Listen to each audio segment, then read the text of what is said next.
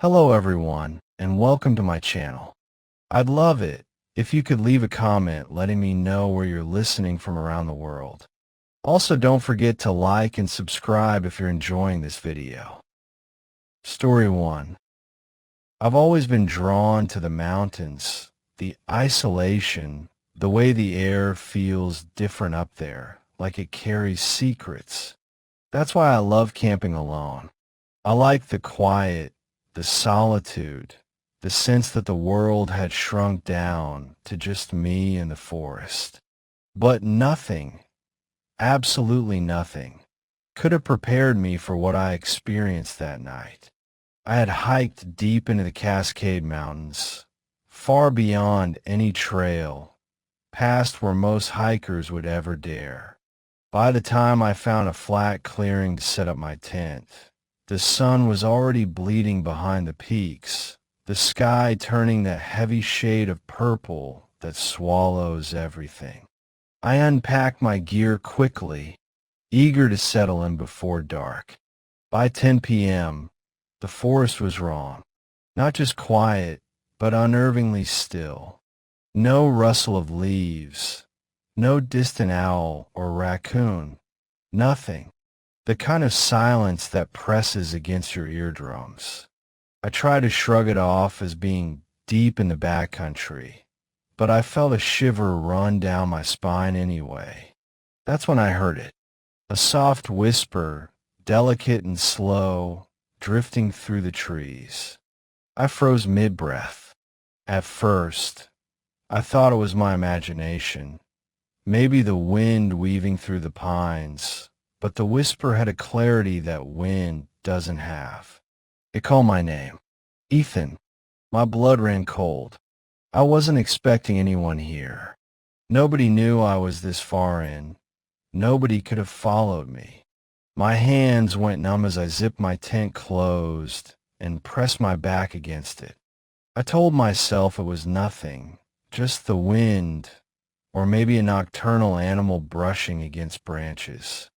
I tried to laugh quietly, to calm the trembling in my chest, but the whisper returned. Closer this time. Ethan. It came from just outside my tent. I could feel it there, hovering. My tent wasn't big. I should have been able to see anyone standing there, but there was nothing. Just the dark, endless forest.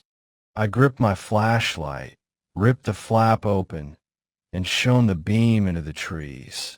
The light cut through the darkness, illuminating nothing but trunks and swaying branches. My pulse was a jackhammer in my ears. I forced myself to sit down, telling myself that being tense would only make me see things.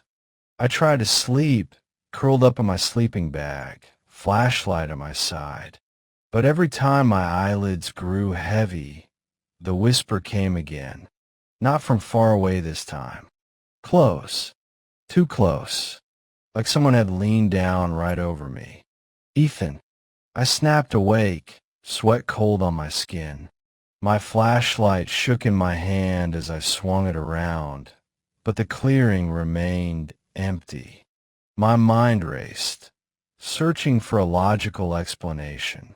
Maybe a hiker had sneaked up on me.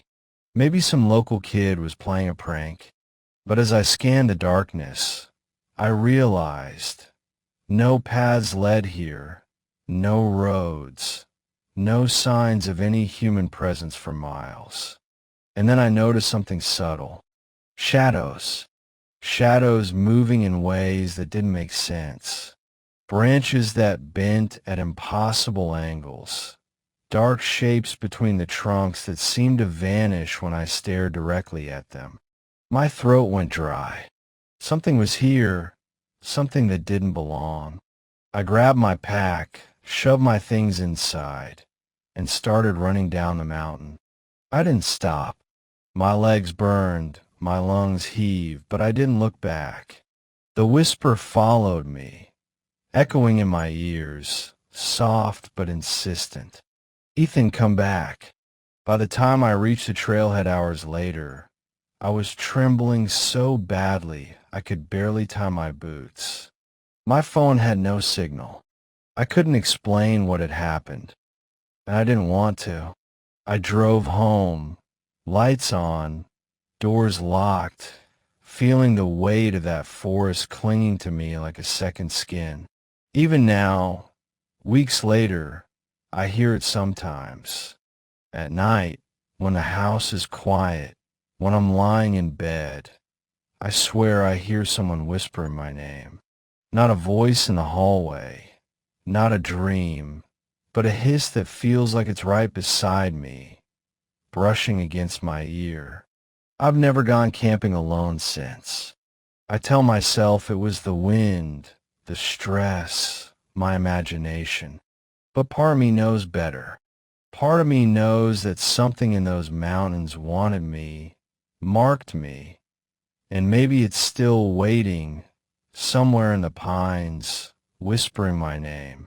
I can still hear it sometimes, even through the walls, even through the city noise. Ethan, and I shiver every time. Story 2. I've always loved camping alone, the kind where the only light is your lantern and the only sound is the wind in the trees. This time, I found a small, private lake in northern Minnesota, tucked away behind dense pines. No roads led directly to it, no cabins nearby. Just me, the forest, and the water. It looked harmless enough during the day. The lake was still, clear, like glass, reflecting the sky perfectly. I set up my hammock between two trees a few feet from the shore and spent the evening staring at the stars. Everything felt peaceful.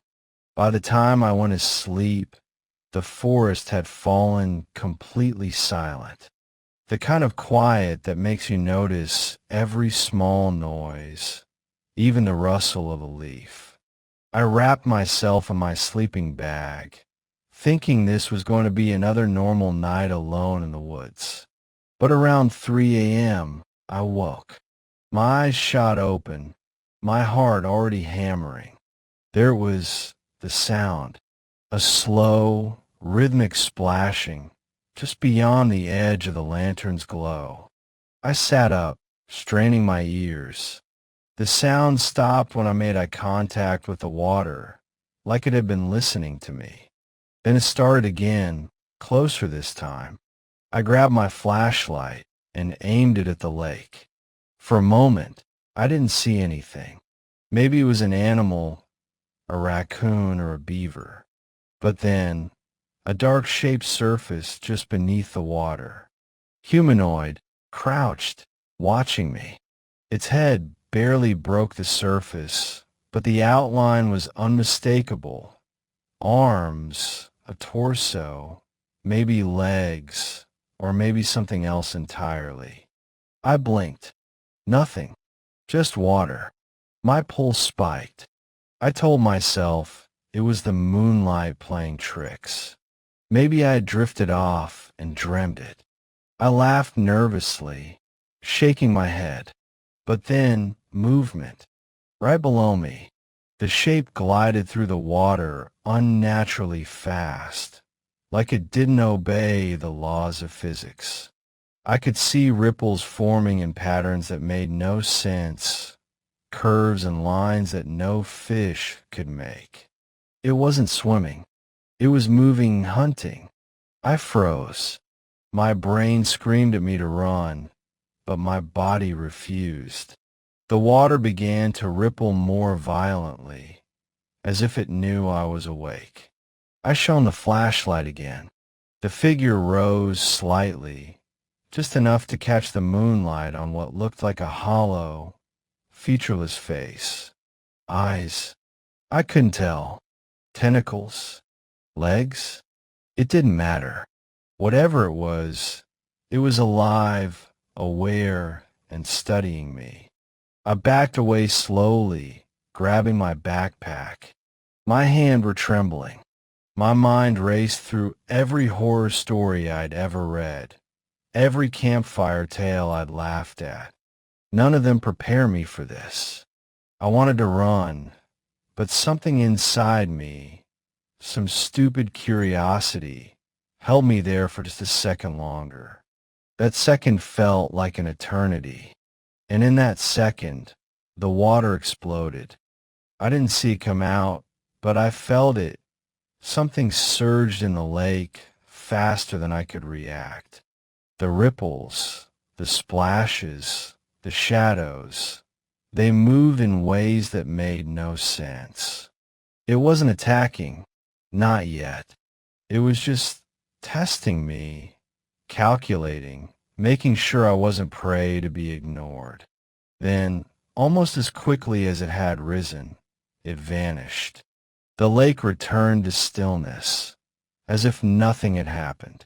But I knew better. I didn't sleep for the rest of the night. I packed up immediately at first light, my hands shaking, my mind racing. On the hike back, I kept glancing over my shoulder, half expecting to see dark eyes peering from the trees. When I finally got to my car, I didn't look back. Weeks later, curiosity, or maybe denial, brought me back. During daylight, the lake looked normal. Clear water, smooth surface, nothing to indicate the horror that hid beneath. I walked along the shore, watched the fish swim, the birds flutter.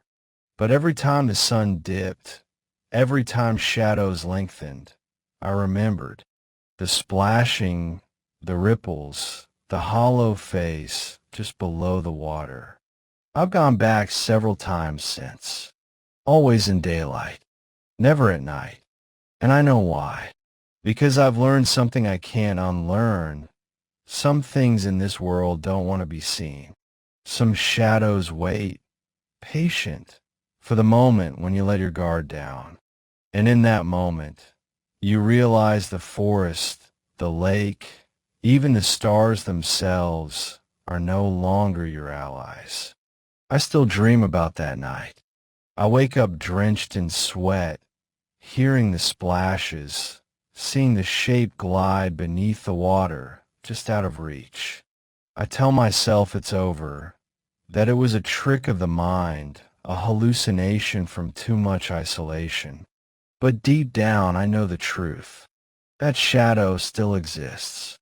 It watches, and if I ever return at night, I fear it won't wait silently any longer. Even now, typing this, I feel a chill, because I've realized something worse than the figure itself. The lake doesn't just hold water. It holds intent, and that intent is patient, eternally patient, waiting for the next person who dares to sleep beside it. I'll never camp there again, and yet, sometimes, when I close my eyes, I see the water ripple just enough to suggest it's not empty. It's waiting, and I know one day someone else will see what I saw. And when they do, it won't let them leave. I've never told anyone else the full story. No one would believe me, but I know the truth. And the shadow in that lake, it knows me. Story 3. I've always loved the solitude of the Rockies. The way the pine trees stretch up into the sky, the smell of wet earth after a rain, the sharp chill of the mountain air at night. It's my kind of heaven. That summer, I decided to hike deeper than ever before, beyond the usual trails, into an area that required a permit and a full day of trekking just to reach. I was after one thing, complete isolation. After 6 hours of climbing, my legs burning and my backpack heavier than ever, I stumbled into a clearing that looked like it had been waiting just for me. Flat ground, perfect for my tent. A fire pit already dug, stones carefully arranged. I swear I even remember thinking somebody knew I was coming. But there were no footprints, no trash, no broken branches, Nothing that suggested anyone had actually been here.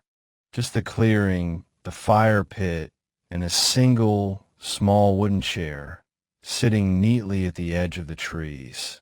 I laughed at it. Great, I muttered. Someone left their chair.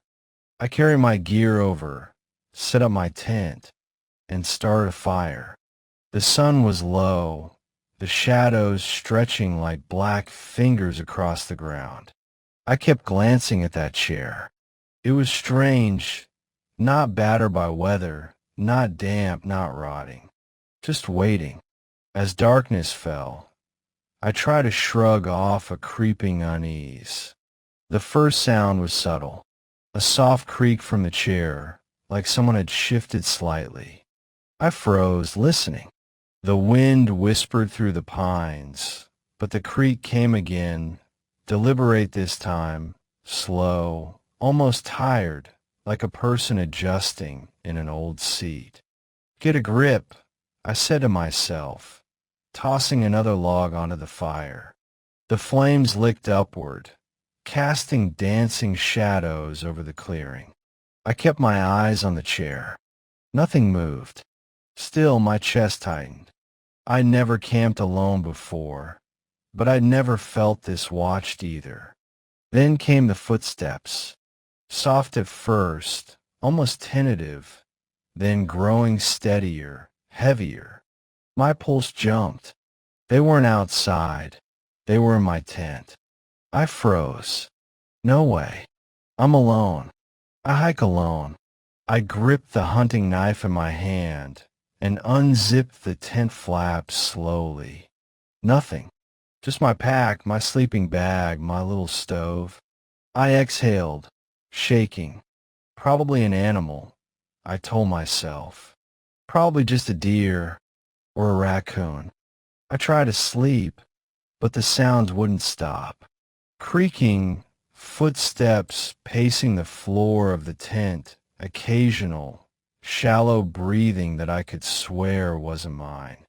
I kept holding the knife, eyes wide open, willing the night to end. By 3 a.m., I hadn't slept a wink. The chair was still at the edge of the clearing, silent now, but its presence felt oppressive, like it had been watching me the whole time. At dawn, I packed in a frenzy. I didn't eat breakfast. I didn't look back. I ran down the trail, boots pounding against the rocks, adrenaline coursing through me. I didn't stop until I reached the ranger station, breathing hard, trying to explain what had happened. They gave me a sympathetic smile, nodded, and asked if I wanted a map of easier trails. I just nodded, muttering that I'd had enough wilderness for a lifetime. The next summer, curiosity gnawed at me. I went back. The trail was familiar. The climb was brutal, just like before. But when I reached that clearing, nothing. No fire pit, no chair, not even a flattened patch of grass. Just untouched forest, as if I'd never been there. My stomach dropped. Had I imagined it? No. There were marks on my boots, and I remembered packing up my gear. I'd been there. I've never returned since. I tell people about it sometimes, but they laugh. Probably a hallucination. They say heat exhaustion. But I know what I heard. I know what I felt. I know that small, wooden chair was never left behind by a camper. It was waiting for me. And the worst part, every time I close my eyes, I can hear the soft creak of wood and the slow, careful footsteps inside the tent, pacing back and forth, as if whatever was waiting that night is still out there, waiting for the next person to stumble into its campsite. I don't camp alone anymore. Not ever.